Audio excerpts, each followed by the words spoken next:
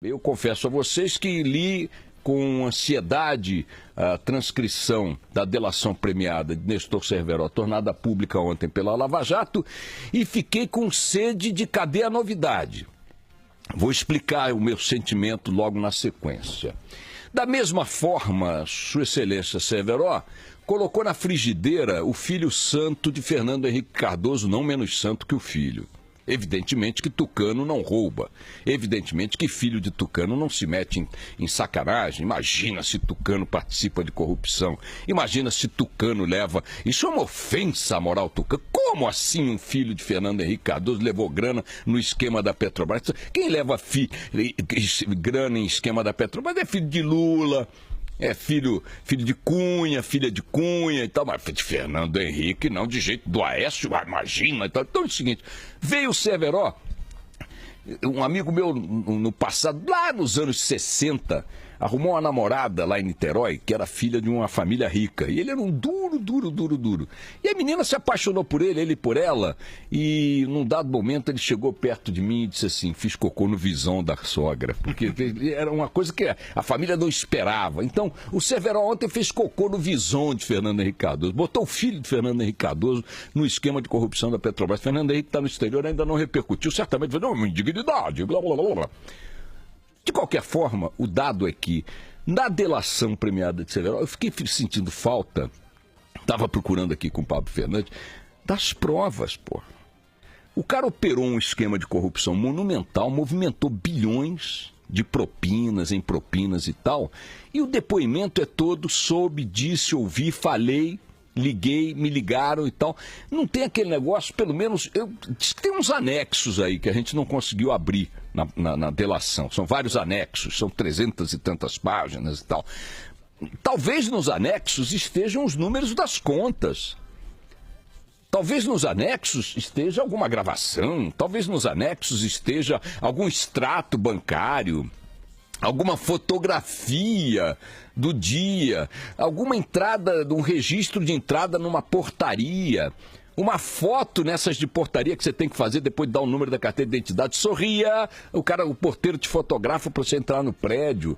Porque é o seguinte, eu fiquei sentindo falta do maldito batom na cueca. Pode ser que o Ministério Público tenha e esteja preservando essas informações para desdobramentos na investigação, meu caro Rodrigo Orengo maravilhoso.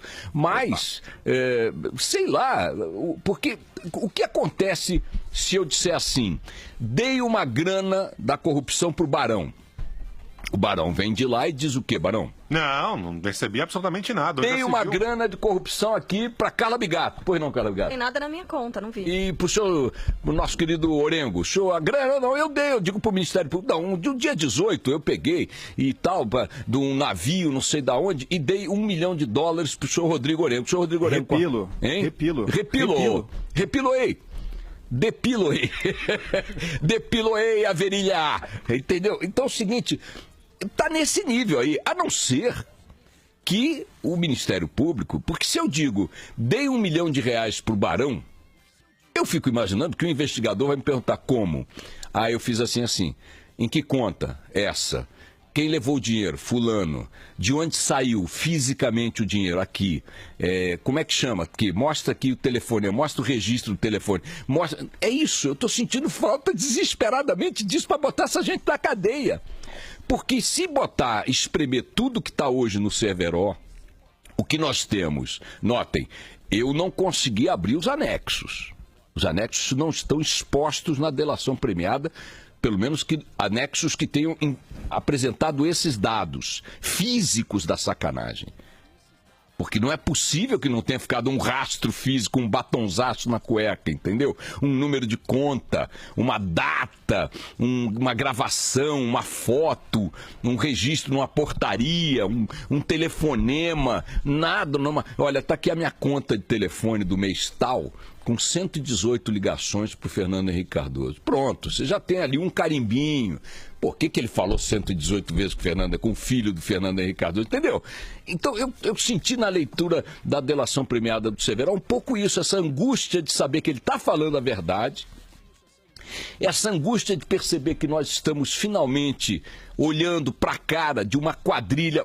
multipartidária, hein? Atenção, tucanada. É multipartidária, não vem com essa história. Nós repetimos aqui milhares de vezes. Quem acha que a sacanagem na Petrobras começou com a era PT, está ignorando até prêmio ESSO que eu ganhei lá atrás e outras denúncias de outros jornalistas envolvendo corrupção na Petrobras. Pode-se dizer que durante a era petista a coisa se sistematizou e ganhou uma escala que não tinha antes. Isso talvez seja verdade mesmo, pelo estado financeiro em que se encontra a companhia. Mas o caso é que roubar a Petrobras é uma prática da República Brasileira desde que a empresa surgiu, porque ela sempre esteve à mercê das indicações políticas, que agora, diz o Pedro Parente, o novo presidente, não existirão mais. Mas sempre foi um antro de ação da política brasileira, dos partidos brasileiros. Então sempre teve roubo. Porque partido não pegava a Petrobras para cuidar de política de petróleo. Pegava a Petrobras para roubar. Então, se assim aconteceu e se o Cerveró foi uma figura central nessa operação, eu insisto de que está faltando, a não ser, quero repetir, em benefício da dúvida favorável à Operação Lava Jato, que estes dados estejam sendo preservados para um bote definitivo onde quer que seja. Pode ser que eles tenham essas contas e não estejam divulgando para não expor esquemas de investigação. Ok, mas naquilo que foi divulgado pelo Cerveró, todos os citados podem reagir como o Barão, o Orengo e a Carla Bigato reagiram aqui agora. Ah, isso é um absurdo. Não comento, me recuso a comentar. Sim, mas se eu esfregasse na tua cara um extrato bancário da tua mulher, do teu filho, da tua mãe, porque apesar de tudo essa gente tem mãe, esfregar na cara, aqui ó, como é que você explica 3 milhões de reais nessa conta se você ganhava 25? No dia tal. De onde veio? Aí não dá pro cara ficar, não comento, não digo, não falo. Vejam que a situação do Cunha mudou quando a Suíça esfregou na cara dele os extratos bancários do dinheiro que ele tinha lá. Ele parou de negar que tinha conta e passou a ter que explicar como é que tinha aquele dinheiro. Mudou o patamar da discussão em torno do senhor Eduardo Cunha. E é isso que eu sinto falta em boa parte dessas delações que a Lava Jato está conseguindo, pelo menos na face, repito, que está sendo tornada pública.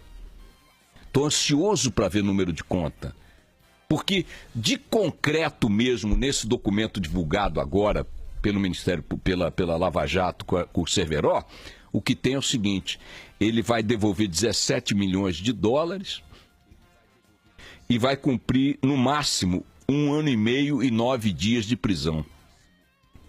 E aí, me desculpem, meus companheiros, aliados, queridos, sou fã incondicional de todos eles, procuradores da Lava Jato, o juiz Moro, procurador-geral da República e tal. Mas um esquema desse, com uma figura, um protagonista desse, resultar na devolução de 17 milhões não quebrariam a Petrobras. A Petrobras foi quebrada por desvios de bilhões. 17 milhões de reais devolvidos. E 1 ano e meio de cadeia para um vagabundo dessa... Então é o seguinte, vamos assaltar banco, meu irmão. Vamos assaltar banco. É bom negócio. Ele não vai sair disso com a roupa do corpo. Ele não vai sair disso depenado. Ele não vai direto para uma cadeia onde vai morrer, apodrecer. Notem que eu defendo pena de morte para crime de corrupção, portanto 1 ano e meio de cadeia para um cara desse peso, com esse esquema, com esse dano ao país... A não ser que ele tenha me entregue alguma coisa muito grande. E o que eu vi da delação premiada é grande no roteiro, é grande na teatrologia da coisa, mas a Dilma sabia que Passadena, a Dilma já disse que não sabia, aí fica aquela coisa. Agora, ó, a Dilma sabia, tanto sabia que está aqui, ó. Eu mandei isso aqui pro neto dela, um par de sapato do Lobutan e tal, porque foi uma parte e tal. Tá aqui o documento que eu comprei na loja. O outro diz que envolveu-se na compra de navios sonda. E o outro? Não, absolutamente não me envolvi. E o Collor? Não comento. Claro, não comenta. Por que eu vou comentar se o cara não me mostrou nada que me coloque no canto do ringue? Agora, pode ser que a Lava Jato tenha tudo isso, mas não mostrou. Nesse caso, o Cerveró não mostrou. O que tem de concreto é que o senhor Cerveró, protagonista desta proporção, num esquema que pilhou a maior empresa brasileira, vai ficar preso apenas 1 ano e meio. 1 ano e meio. e devolver 17 milhões de reais. Então, aviso aos ladrões, aos assaltantes, aviso aos sequestradores, aos assassinos, aos vagabundos que estão por aí enlouquecendo a população brasileira com seus crimes. É bom negócio. É bom, e não me digam que o Severo está exposto e tal. Me desculpem, o patamar de punição e de resolução, se é esse, hein? Quero deixar bem claro, porque fica difícil, às vezes você diz 2 aqui, o cara, você falou 4, não, falei 2. Estou dizendo o seguinte, se o que está resultando de tudo que se fez com o Severo até agora é 1 ano e meio de cadeia mais 9 dias, 1 ano e meio de cadeia mais 9 dias, e a devolução de 17 milhões, como se esse vagabundo só tivesse pilhado 17 milhões em seu benefício, 17 milhões de reais de devolução, é pouco para o que a gente está enfrentando. É pouco para o que a gente está sofrendo. É pouco para o que fizeram com a Petrobras. Cadê o batom na cueca?